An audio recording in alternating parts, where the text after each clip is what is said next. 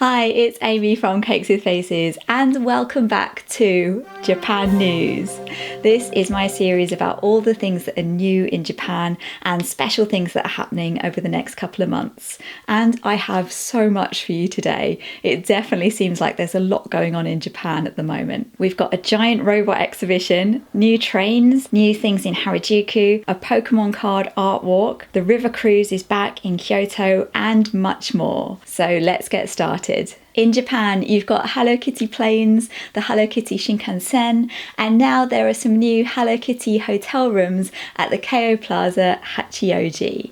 It's about 40 minutes from Shinjuku on the train, in the same general area as Sanrio Puroland. There's a pink Hello Kitty room and a room with My Melody and Kuromi. They're really well themed and quite spacious, and there's spots outside the rooms to take photos. It's very cute. For a limited time, the hotel also has a themed buffet with Hello Kitty, My Melody and Kuromi. It's very pink and purple. There's Hello Kitty inari sushi, pink fruit sandwiches with Hello Kitty, and lots of delicious looking desserts. The hotel rooms are permanent and the buffet's on until the end of August.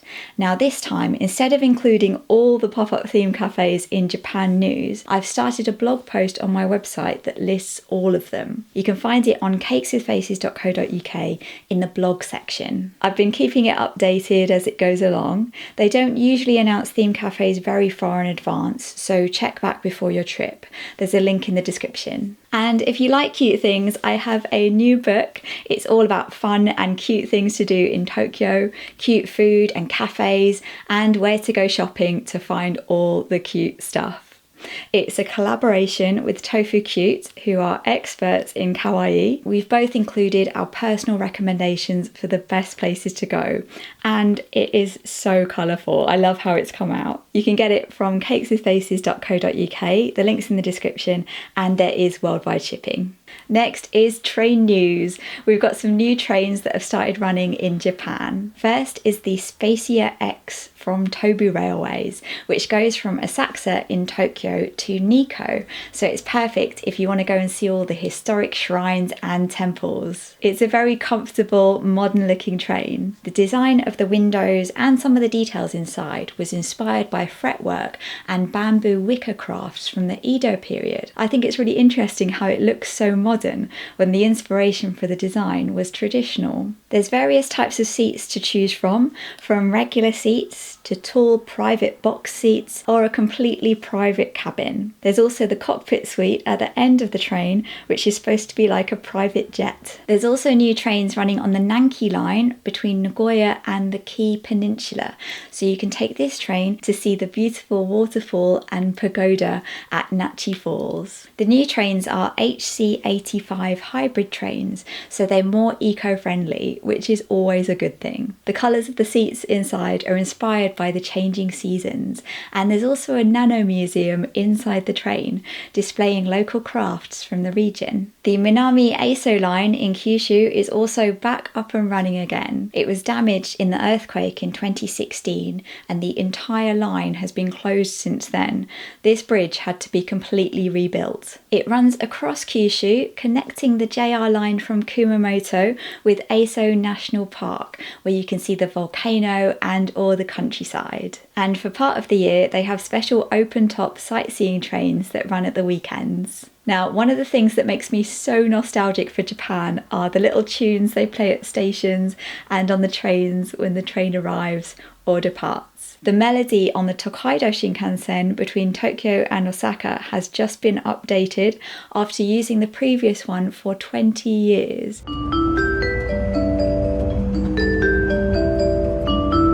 Tell me what you think of the new one. I think it's pretty good.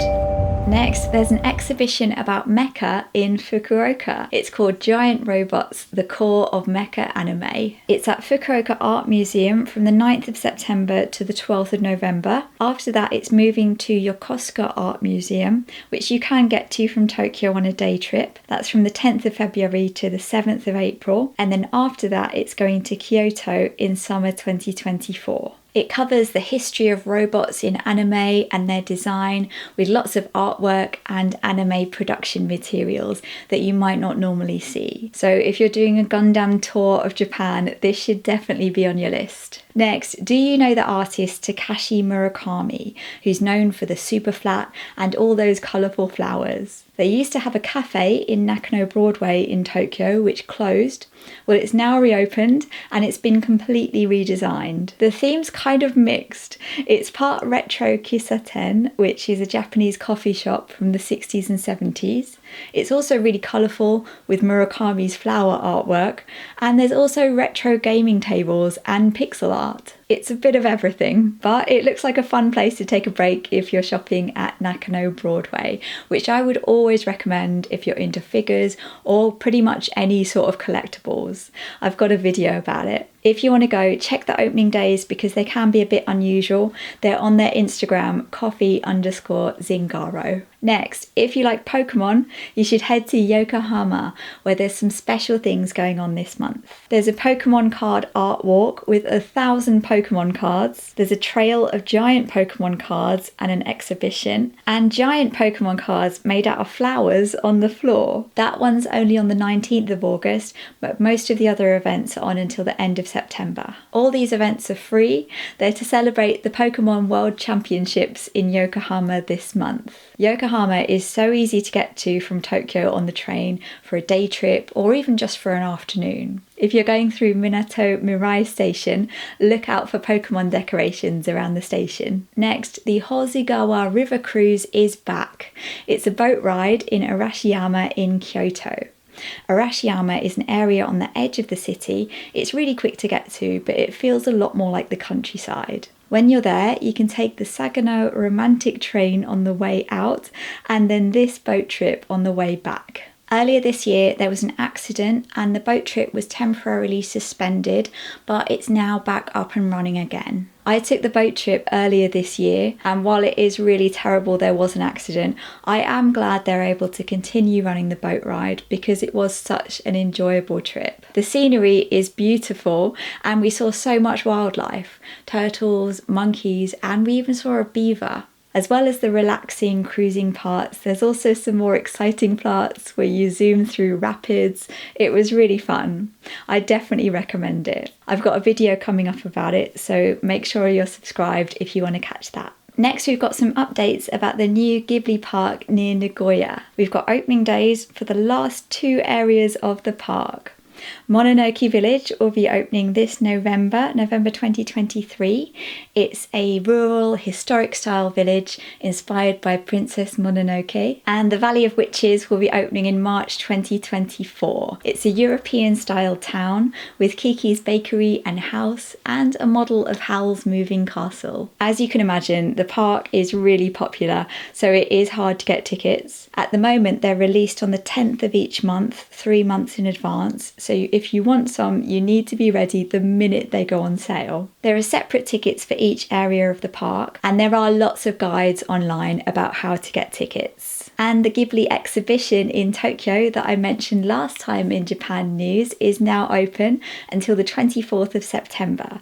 And after that, it will be touring around Japan. It's called the Friday Road Show and Ghibli Exhibition. There's lots of artwork, sculptures, and places to take fun photos. That's also very popular, so definitely book tickets in advance. Next, we've got some Harajuku news. Harajuku is increasingly becoming known for novelty sweets and snacks, and a new shop has opened selling these extremely long dango. Dango are sweets. They're mochi rice cakes on a stick. There's all different flavours. Some of them are traditional and some of them are more unusual, like ramune, pumpkin and melon soda. I will say dango are quite dense, so this is quite a lot to eat. You definitely want to share this one. The store's called Hakata Yamadaya.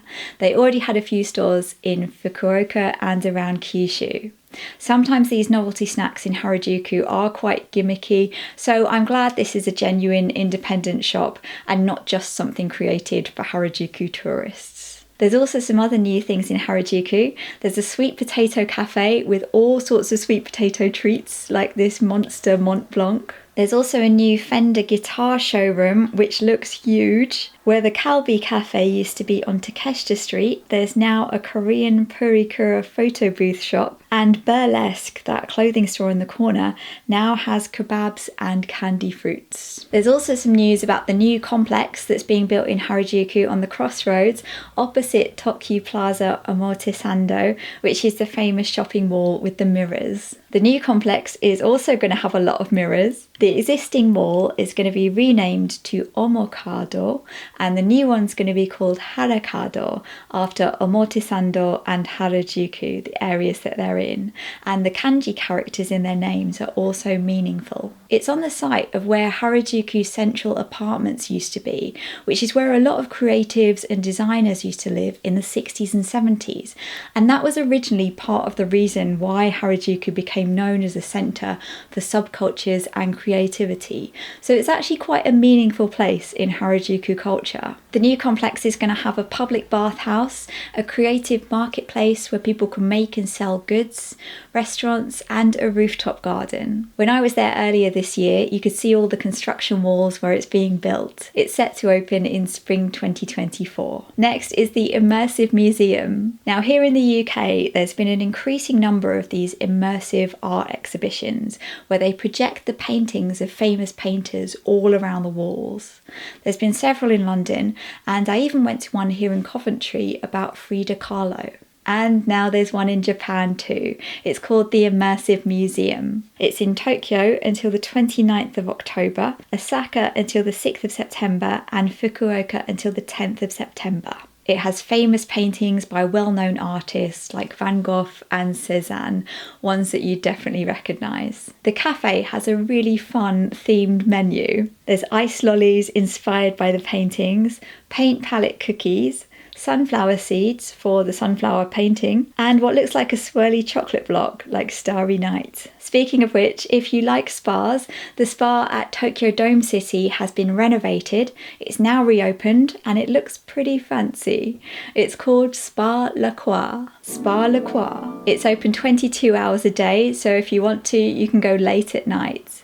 There's various baths and also mixed gender areas with saunas and various rooms to relax in. There's restaurants and a rooftop cocktail lounge with foot baths. It's not much like a traditional onsen, which are much smaller and more natural and in the countryside. But if you want that sort of experience or just some relaxation when you're in Tokyo, this is a way to do it. Next, Dazaifu is a really popular day trip from Fukuoka.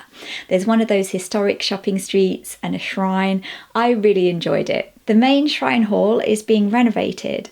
It's set to reopen in 2026, so while it's being restored, they're building a temporary shrine hall to take its place, and it's a really modern design.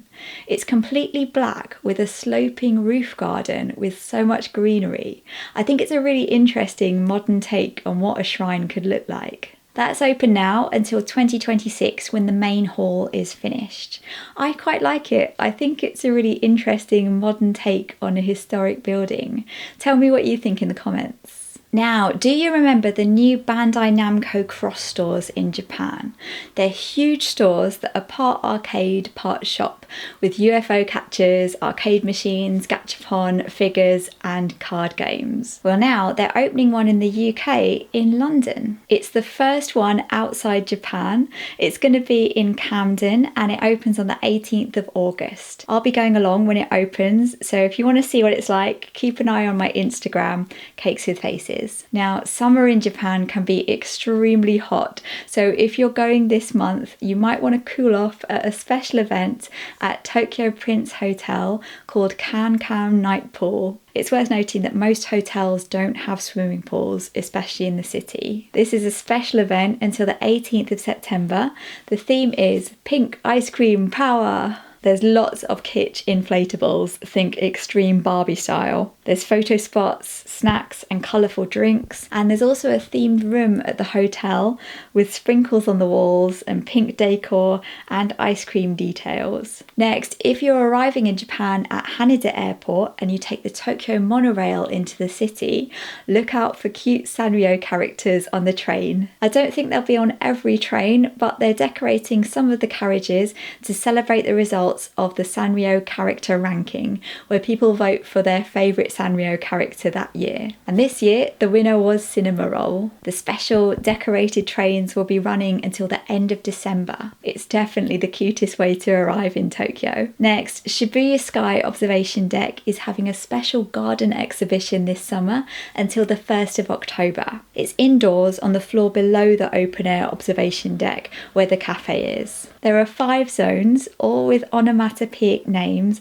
which sound like what they describe. So each zone describes the sort of plants in that area. And their names are Fua Fua, Kyun Kyun, Tsun Tsun, Sara Sara, and Mori Mori. Fua Fua means fluffy, so that one has fluffy hanging plants. Kyun Kyun is a cute oversized flower bed. Tsun Tsun has prickly cacti. Sara Sara has smooth leaves. And Mori Mori is like a jungle. It's called Shibuya Sky Botanical View, and it's included as part of your regular Shibuya Sky ticket, which I will have a video about coming up. By now, you've probably heard that the price of the JR pass is going up in October, and they've just announced that the prices of the regional passes will also be going up. The regional passes cover just smaller areas of Japan, so just the Kansai region or just Hokkaido. The price increases do vary. Some of them aren't going up much at all, by say only 400 yen, and I think the largest one is going up 50%. That's the Tokyo Wide Pass is going up from 10,180 yen to 15,000 yen. You can still get the passes at the current price if you buy them before the end of September, even if you're travelling after that time. So if you're going in October or later this year, I definitely buy your passes as early as you can. It's worth using a JR pass calculator online to check if the passes will save you money. You might be able to still get a regional pass and save money, or combine a regional pass with individual Shinkansen tickets, because most of the regional passes don't include a trip from Tokyo, assuming that's where you're flying into. Although some do. For example, the JR East South Hokkaido Pass, which was 27,000 yen, is now going to be 35,000 yen, which is similar to the current price of the JR Pass for the whole of Japan. That one includes travel from Tokyo all the way up to Hokkaido, so it's perfect for a snow festival trip. If you want to check how much each of the regional passes is going up, there's a post in the community tab on my channel with links to the official announcements. That's also on Cakes with Faces on Facebook and Twitter. Next is something unusual that opened in Tokyo earlier this year. The Kids Perspective Cafe in Aoyama is designed to get you back in touch with the feeling of what it's like to be a child. It's basically a cafe with some extra experiences, like this giant 21 kilogram head that you can wear to feel what it's like to be a baby with baby-sized head proportions, which isn't creepy at all. There's a big cutout on the wall to show you how big adults seem to small children, and you can have giant milk and cookies just like a small child. Now, you might remember previously on Japan News an Edo-style complex they were planning to be next to the new fish market in Toyosu in Tokyo. Well, now we've got an update about when it'll be opening. It'll be in February 2024. It'll be in Toyosu, right next to the new fish market. Now, some people have said the new fish market is a bit sterile compared to beloved Tsukiji market, so this new complex will bring some more life to it. There'll be shops, restaurants, and a public bathhouse, all in Edo-style buildings. And the restaurants will have fish fresh from the market next door. The bathhouse will have rooftop gardens with foot baths. It sounds like this bathhouse will be a pretty good replacement for Edo Onsen Monogatari that used to be in Odaiba. So I hope you enjoyed that. I really do need to do these Japan news videos more often because there's just too much Japan news. There's so much going on. Remember to check out my Kawaii Tokyo guide, the link's in the description, and I'll be back soon with more Japan travel videos and more Japan news in the future. Bye bye.